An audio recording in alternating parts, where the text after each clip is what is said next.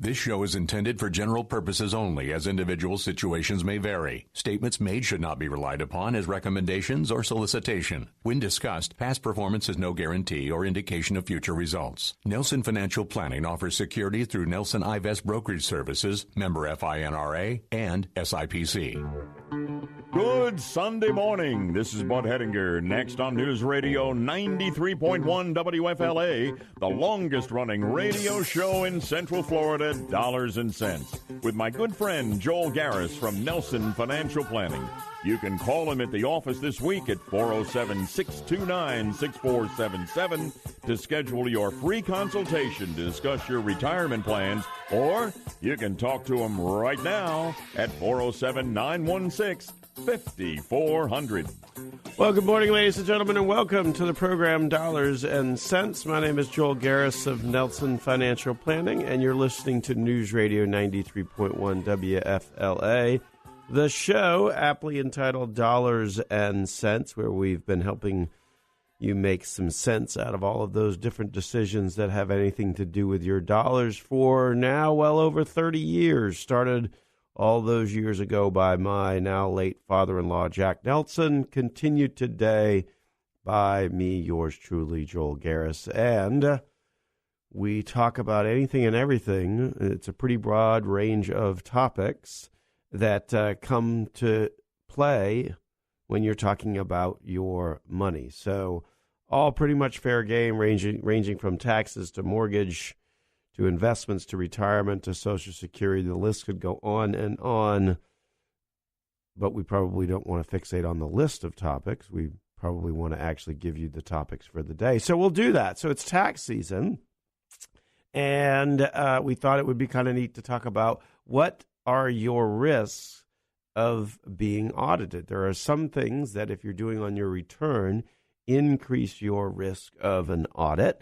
So we thought it might be kind of interesting to share that with you, especially as we are squarely in the midst of tax season, right? I mean, it's April 15th is around the corner. February is wrapping up incredibly quickly. I think the month ends sometimes this week. Today's the 24th, so March will be upon us, and that means that the timetable to the final filing date for taxes will be even closer. It is, in fact, April 15 this year.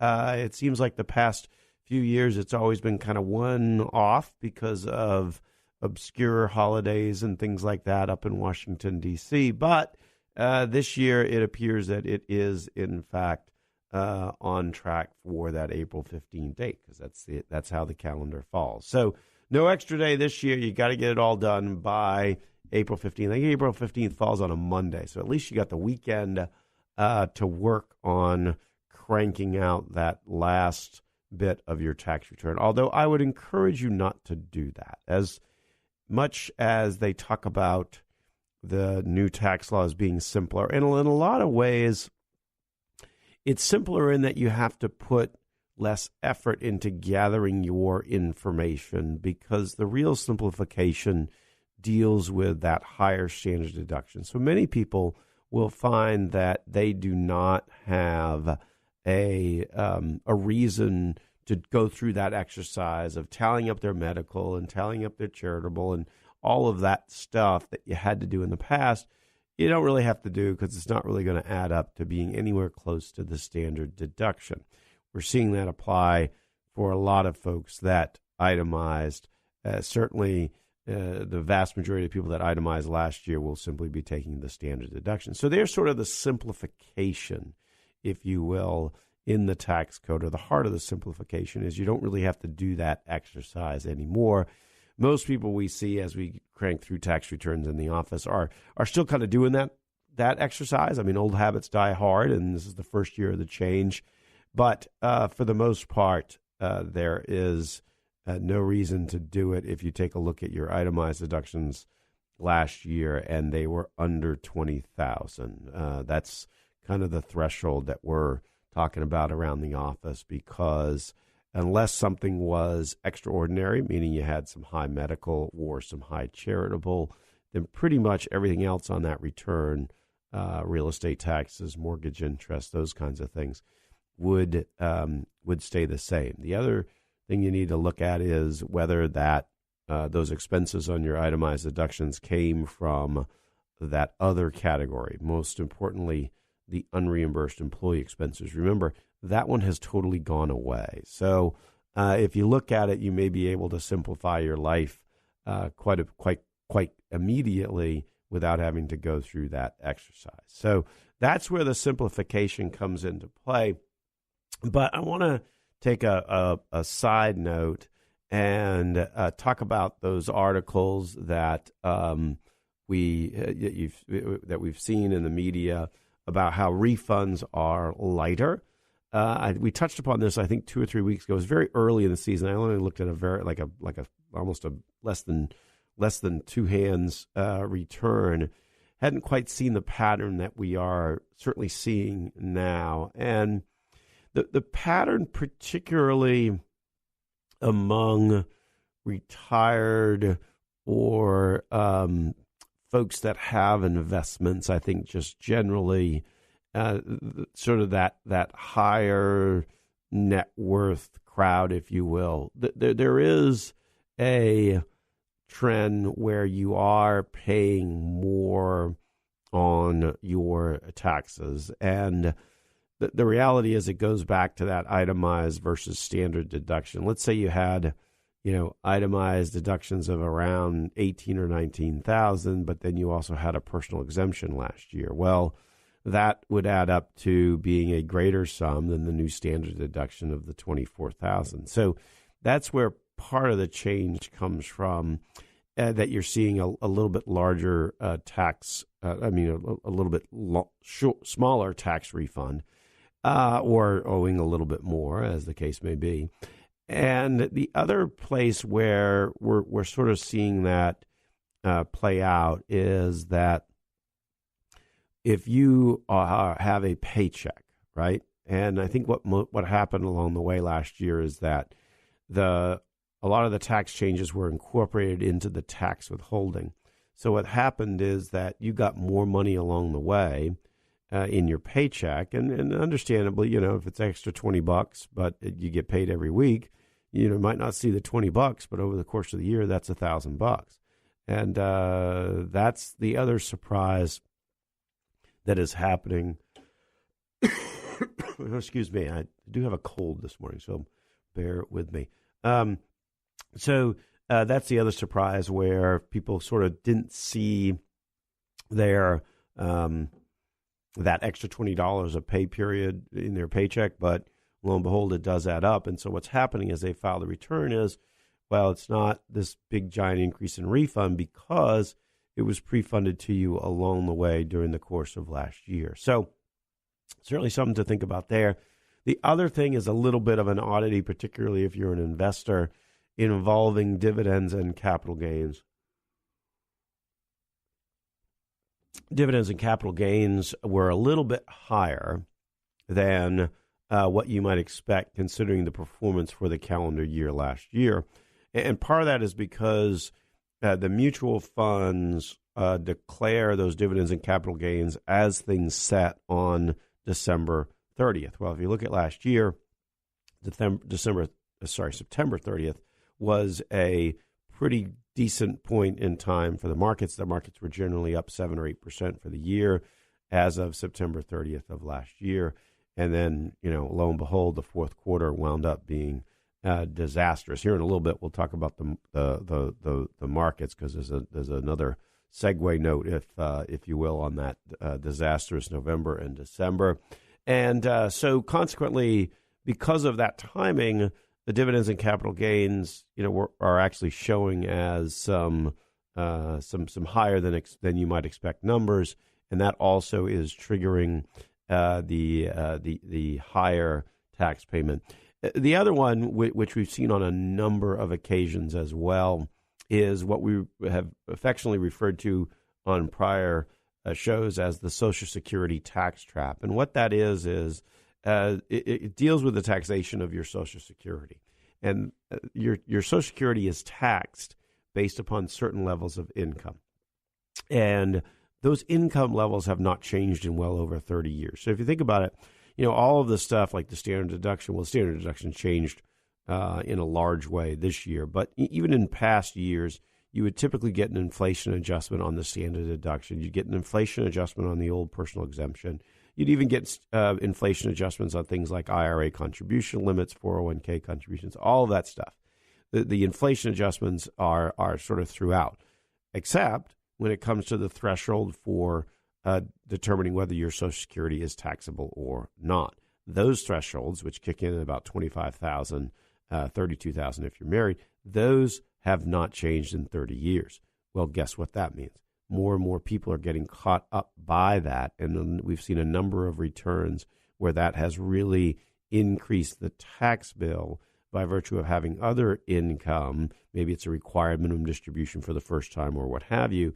That other income then translates to additional income that then becomes taxable as part of your taxable amount of your Social Security. So those are kind of the trends that we are seeing sort of across the board.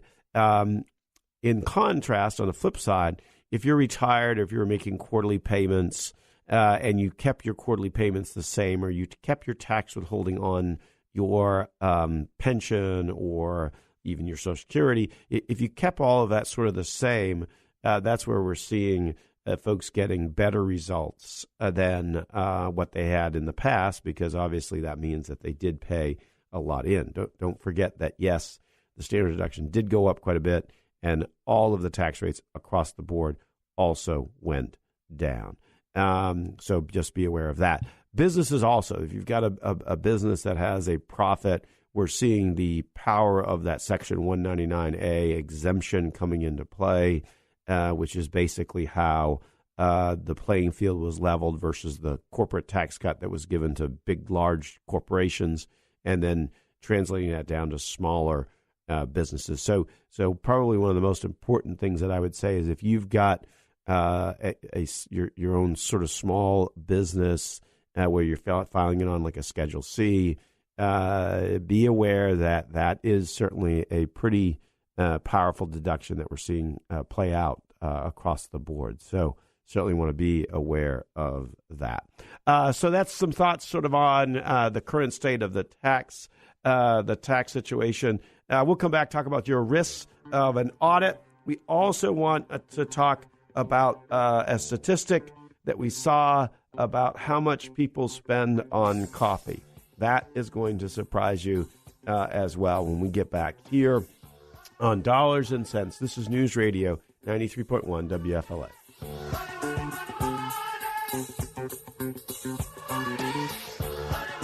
You know, you can talk to Joel Garris of Nelson Financial Planning right now on Dollars and Cents about anything to do with your money by calling 407-916-5400. Give him a call. It's time to make sense of your dollars. Hey, welcome back to the program, ladies and gentlemen. Dollars and Cents here on 540 AM, 93.1 WFLA.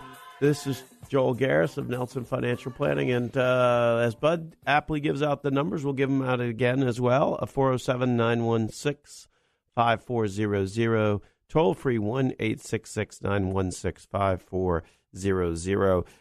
If you'd like to send us an email, you can also do that. The email is Joel, Joel, at nelsonfinancialplanning.com. So that's just as it spells out, nelsonfinancialplanning.com. We kicked off the program talking a little bit about the overall trend in returns. Been a couple of articles in the media, probably more than a couple of articles in the media about that. Shared with you our thoughts and perspectives on that and who gets most affected by that. Meanwhile, as tax season gets underway, we'll be talking about later on the program about your chance of an IRS audit. And in case you were wondering as you sit down and crank through your return, what's the likelihood of you getting the wonderful privilege of sitting face-to-face with someone from the IRS? Well, we'll tell you that as we go through the program. But before we get to all of that we'll talk a little bit about the market. Obviously, pretty strong start to the year, the strongest start in over 25 years in terms of market performance, 9 weeks in a row now, where the market has seen an increase, and that's great. What makes me a little sad, I guess, on that is that I know the statistics from December when $75 billion, a record monthly outflow from stock and stock mutual funds occurred, simply because of the reaction to what was going on in the headlines. Obviously, you heard a lot more about when the market was going down. Probably not as much now that the market's going up at almost nearly the same speed and clip as what it went down. That's the part that people forget. But that's the part that always kind of makes me feel a little tough, is that when you see the numbers across the board, across America, there's a lot of investors that got out in reaction to those headlines in December, only to be sitting scratching their head as the market continues to move very strongly, very higher. Obviously, in the strongest start, as we said, in over 25 years to the market. What's causing that? I mean, I think a lot of that is the Federal Reserve. The old expression of "don't fight the Fed" is probably very much true, as it's always been. And once they came out at the beginning of the year and said that they were going to take a little bit slower posturing on the increase in rates, then that obviously set the market on a pretty positive trend. The other thing, though, that you may not be aware of, and this is as we wrap up earnings season for the fourth quarter, and this is typical of kind of the time when most companies have announced their earnings for the prior quarter at this point, because here we are, we're rolling well into the first quarter at this point. We're well over halfway through of the first quarter of 2019. So 86% of the companies out there have reported their results for the fourth quarter of 2018. And here's the thing. You got earnings growth of over 13%. 86% of the companies have reported earnings growth on average is north of 13%. Well, that's a pretty good number. And one of the comments that we've made in the past on the program is that perhaps the market overshot the headlines. Well, and that's usually typically the case. But more importantly, what we saw happening in the prior earnings season is that a lot of companies were sort of talking down their results, sort of resetting the bar, if you will. And oftentimes when that happens, folks have a tendency to set the bar low, so it makes it easier to come in over that bar. Kind of one of the classic under-promise, over-deliver types of routines. And I think there was a lot of folks in corporate America that were doing just that. And now, lo and behold, once you have the actual results and you realize it's a 13% earnings growth over prior year, that's a pretty good number. Double-digit earnings growth is always a positive reflection on the economy, along with, obviously, a positive reflection on the stock market for sure. So that's been certainly an interesting trend of late. Here's another interesting trend, and this one's even probably more disturbing than looking at the numbers that left the stock market in December. And I don't know if you saw this statistic, but there was a survey of 1,000 millennials. Okay, 1,000 millennials. Okay, and over a quarter of that population, spend more money on coffee each month than what they set aside and invest monthly for their eventual retirement. Let me give you that statistic again. Nearly over one quarter of millennials spend more money on coffee on a monthly basis than they do putting any amount towards retirement. Isn't that amazing? And the numbers are staggering. I had the opportunity 2 or 3 months ago to talk at Boone High School in the finance department, and my son is a sophomore there in the finance magnet, and we gave him the statistic. And it's funny that I actually talked about coffee because everybody likes to run to Starbucks and what have you for their $5 cup of coffee that costs Starbucks, like, I don't know, 50 cents or something. And if you run the numbers, and this was the numbers I gave to the kids in the finance class. I mean, those kids are 16, 17.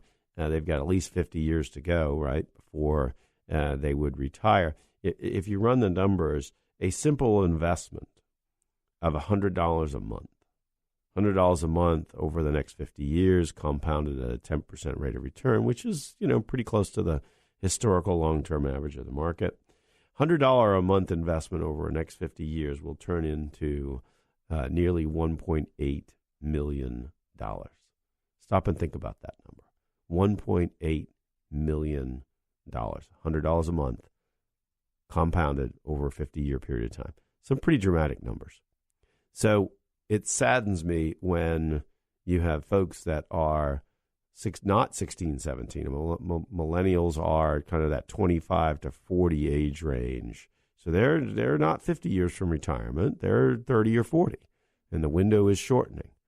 But yet, over a quarter of them spend more on coffee on a monthly basis than they do putting and saving towards retirement. That's just kind of staggering, isn't it? Especially when you consider that long-term effect. The power of compounding is truly important. It doesn't take a lot of money. That's something that we emphasize all the time in the office. It does not take a lot of money to achieve wealth over time. It just takes time. And the sooner you start, the more you will have. Very simple analysis that when you see the statistics on how people are spending their money, how much more is going to coffee than in retirement, that should trouble you on a lot of different levels. So if you fit that age group, start looking at your coffee bill and maybe make some adjustments. If you know somebody, maybe you've got a kid in that age group, perhaps you use that as a conversation starter of how much money are you spending on coffee these days? And how much are you putting towards your retirement? Over a quarter are putting more towards coffee than retirement. Wow. Fascinating numbers. We'll take a break. When we get back from the break, we will turn to some audit data and see exactly what the chances of you getting an audit are based upon the most recent data out of the Internal Revenue Service. We'll do that here on Dollars and Cents with me, Joel Garris of Nelson Financial Planning on 93.1 WFLA.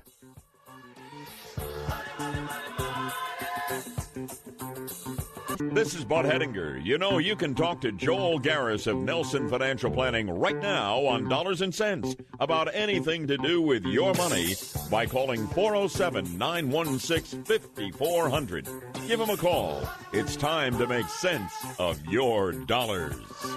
Welcome back to the program, ladies and gentlemen. This is Joel Garris of Nelson Financial Planning. Welcome back to the program. We've got open lines at, as Bud says, 407-916-5400, toll free 1-866-916-5400, or you can always send us an email. That email is joel@nelsonfinancialplanning.com. Got an email during the break from Frank. How long do we need to keep receipts and returns from prior years, especially with HSA/LLC?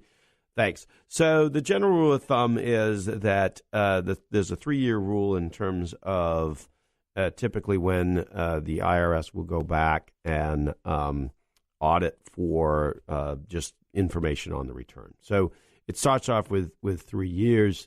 There are some rules if you're basically cheating that where the IRS could go back more than that, say 5 years. So generally around the office, we kind of hold on to that stuff for 5 years in paper form. It's all, scanned and up in a cloud anyway. So we still have the data that would go back many more years than that. But generally on the paper side, I think, 5 years is perfectly sufficient. You want to go super conservative, then you could in theory say 7. But beyond that, there's really no need to continue to hold on to that information. So when folks share with me that they've got their returns back to 1980, that you're just taking up file cabinet space. There's no reason to be holding on to them that long. No reason at all. So the only exception to that conversation is if you've got an asset like a rental property or something like that, where you're going to ultimately potentially sell that property way down the road, years down the road.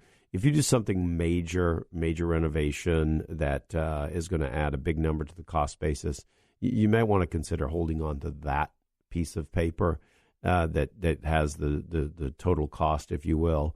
And those would be kind of the only exceptions in terms of the record stuff. In terms of HSA stuff, no, that's as HSAs, health savings accounts, generally kind of follow the same rules as IRAs. There's a tax document that gets generated every time you put money in or take money out of those, much like an IRA. So there's no real peculiarity there.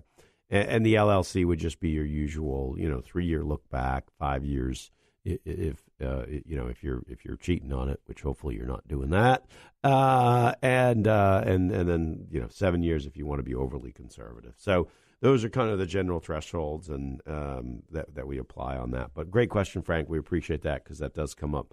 I assure you, you don't have to keep your return from 1980. You can, in fact, throw that away. There's no reason to continue to hold that in any way, shape, or form.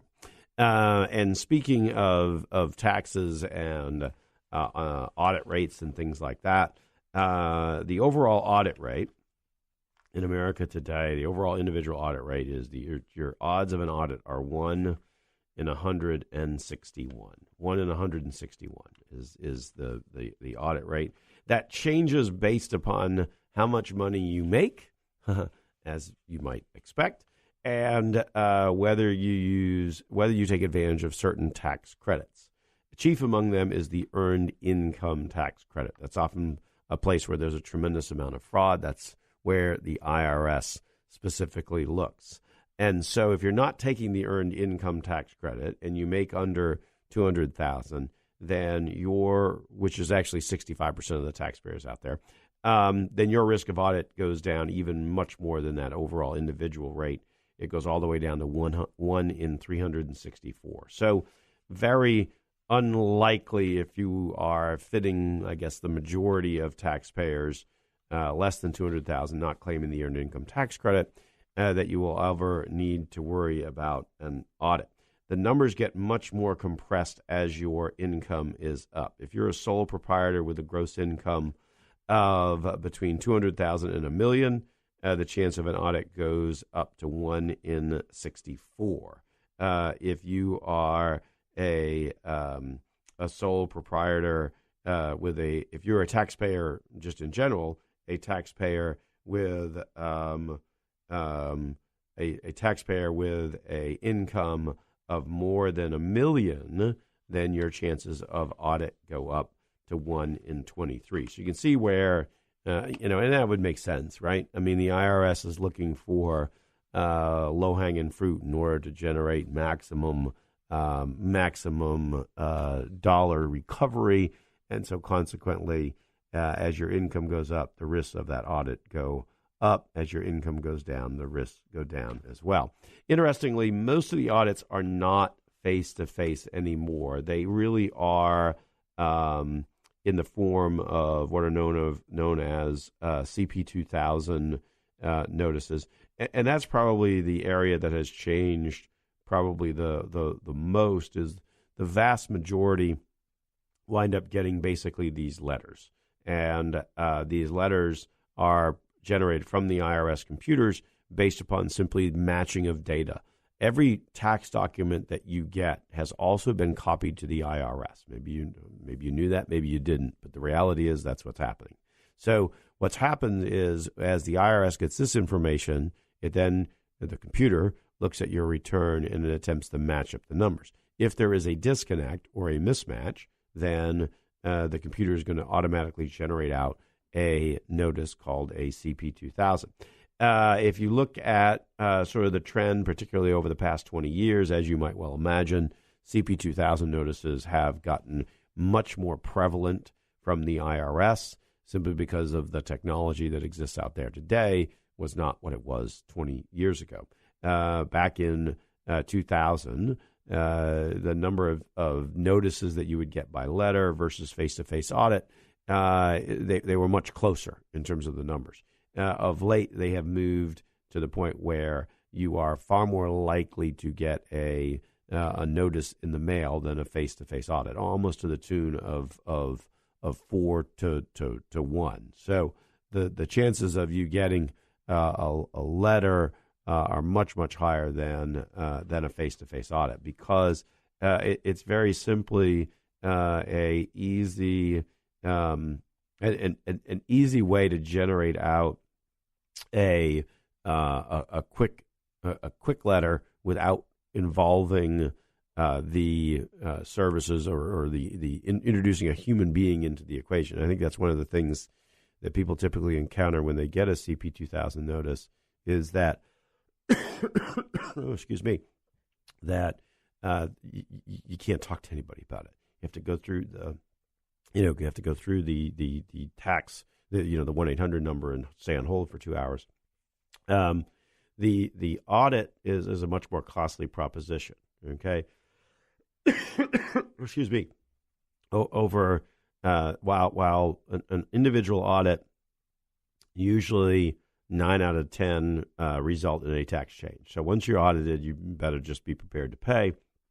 The average additional tax owed for a mail audit is going to be about $6,000. For a more intrusive IRS field audit, it's about $22,000. So it's a pretty significant numbers. And again, though, the likelihood of getting that field audit or that mail audit obviously increases, as you're making more money.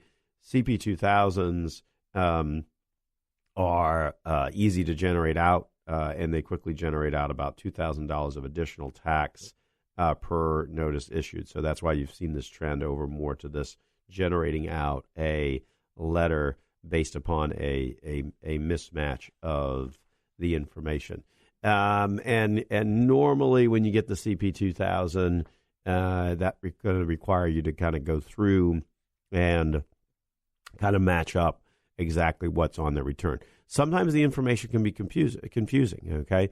Not every, and in our experience is the majority of CP 2000 notices, in fact, don't result in a higher payment because oftentimes there is, the confusion that comes when you just simply match stuff up on a computer. And so you really want to make sure that you're looking at what that notice is saying in order to make sure that you have the ability to agree or disagree, if you will, with what's on the notice. And if you disagree, the process is quite simple. You just write them a letter back that says, here's why I disagree, and they'll get back with you eventually as to whether they agree with your statement or not. But it's important to look at it. We've heard of folks that when they get these notices, they're so nervous that they just simply write a check.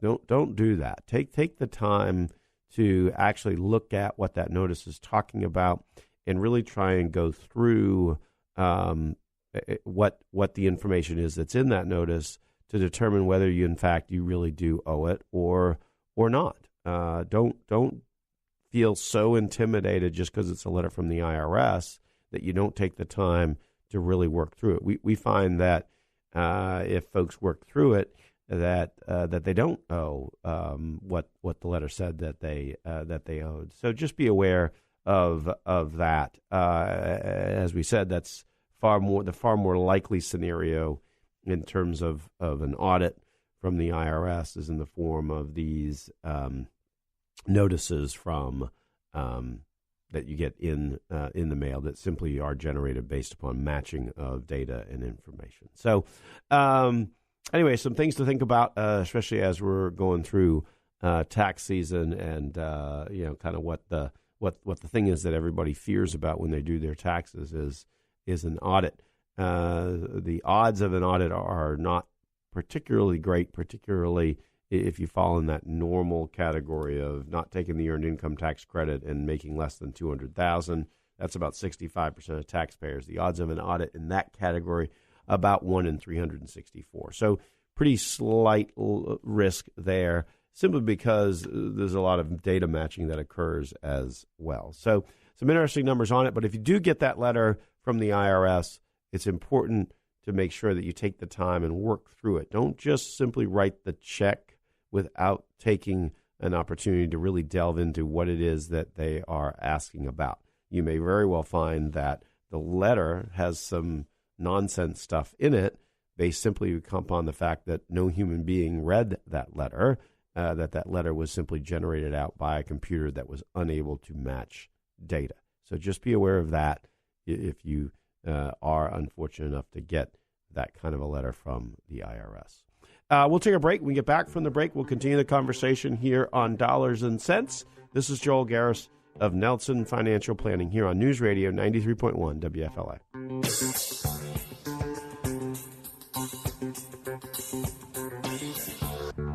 This is Bud Hedinger. You know, you can talk to Joel Garris of Nelson Financial Planning right now on Dollars and Cents about anything to do with your money by calling 407-916-5400. Give him a call.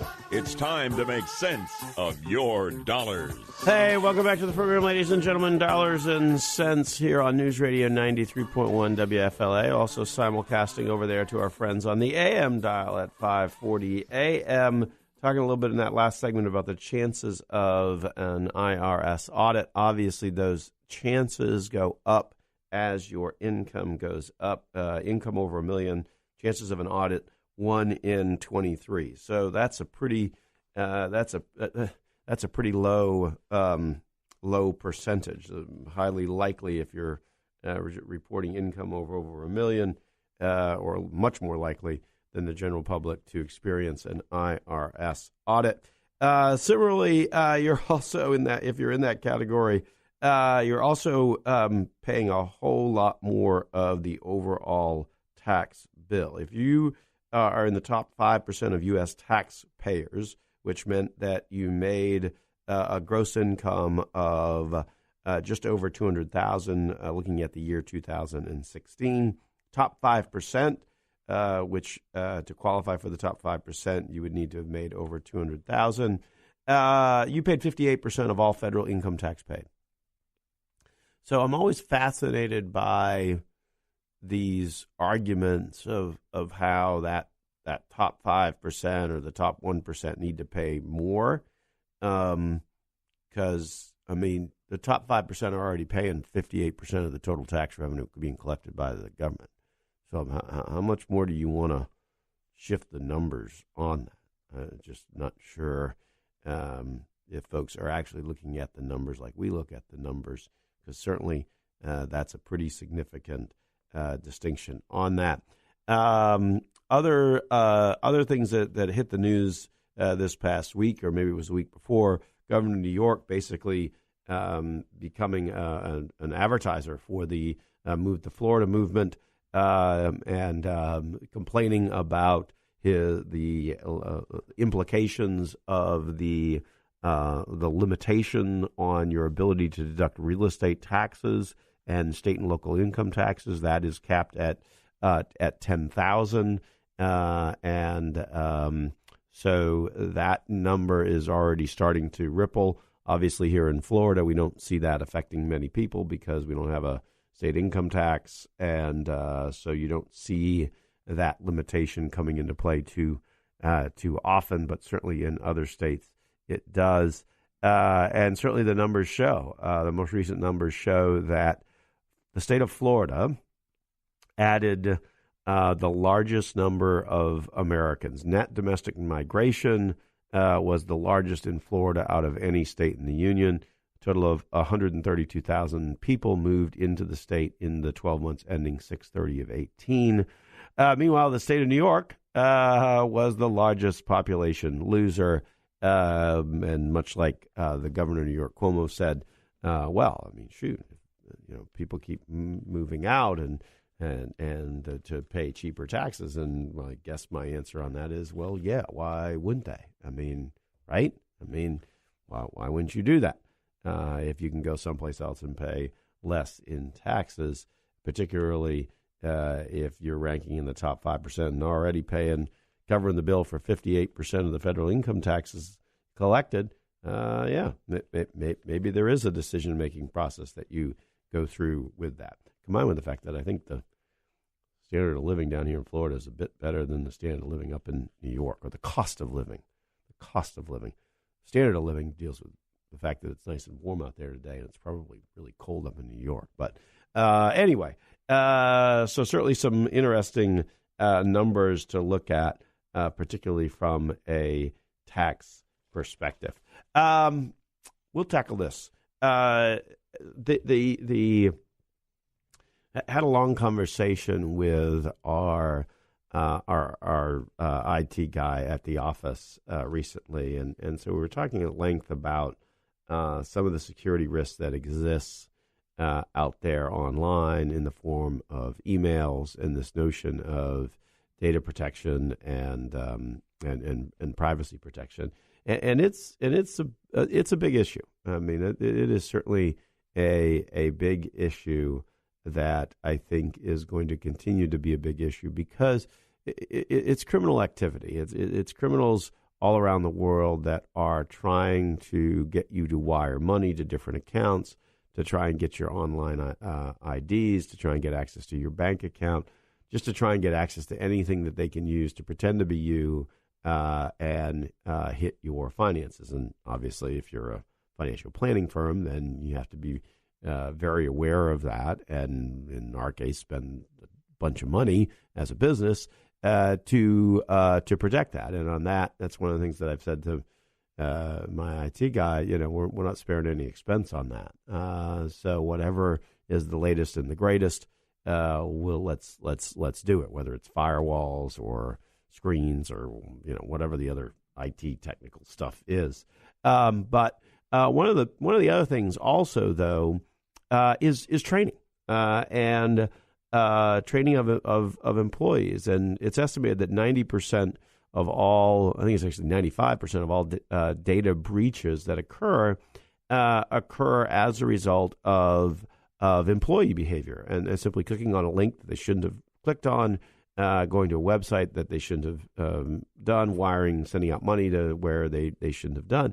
So I would encourage you, and as a business, obviously there are training programs and things like that you can go through to get more educated on that. I would encourage you as an individual to seek that out as well, because that's certainly something to do to protect yourselves on a much better basis than just sort of relying on your own gut instincts when you get an email or a contact. We'll probably talk some more next week on this one because it is a much more involved subject. But we wanted to kind of float it out there so that you'd be thinking about it, and we'll continue it on the show next week because the music means we're running out of time, so we got to wrap it up. And you've been listening to Dollars and Cents. This is Joel Garris of Nelson Financial Planning here on News Radio 93.1 WFLA. This is Bud Hettinger, and you've been listening to Dollars and Cents with Joel Garris of Nelson Financial Planning. If you missed any part of today's show or want to listen to it again, check out the radio show at www.nelsonfinancialplanning.com or connect with them on Facebook or Twitter. Be sure to call Joel this week at 407-629-6477 to schedule your free consultation to discuss your retirement plan. Fees, commissions, expenses, investment costs come in all shapes and sizes. Do you know how much your investments are really costing you? At Nelson Financial Planning, we believe that costs should be a major consideration in your financial plan. After all, the lower your costs are, the more you get to keep for yourself. This is Joel Garris, and I invite you to get educated about your investment costs. Visit NelsonFinancialPlanning.com or call us today at 407-629-6477 to set up a personal conversation to review your investment costs. That's NelsonFinancialPlanning.com or 407-629-6477 to set up that conversation. A-plus Better Business Bureau accredited. Nelson Financial Planning offers securities through Nelson Ivest Brokerage Services. Member SIPC and FINRA. Listen to Joel Garris on Dollars and Cents every Sunday at 9 a.m. on News Radio 93.1 WFLA.